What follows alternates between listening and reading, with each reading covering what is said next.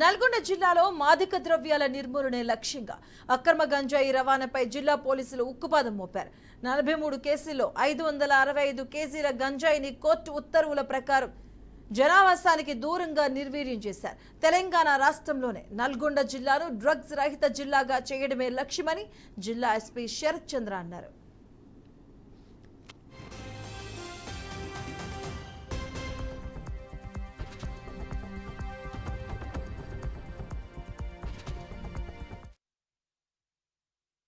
నల్గొండ డిస్ట్రిక్ట్లో ఉన్న రిజిస్టర్ అయిన ఆల్ ఎన్డీపీఎస్ కేసెస్ ఒక 43 కేసెస్లో మనం సీజ్ చేసిన 565 కేజీస్ గాంజాని మనం ఇవాళ as per procedure as per rule destroy చేయడం జరుగుతున్నది.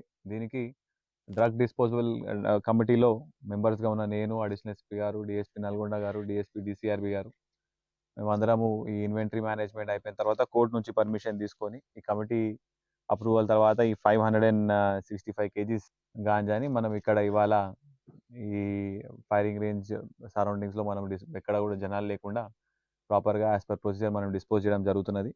అదేవిధంగా మనము ఇన్ని రోజుల నుంచి తీసుకుంటున్న స్పెషల్ డ్రైవ్ అగైన్స్ డ్రగ్స్ గురించి this is a part of it.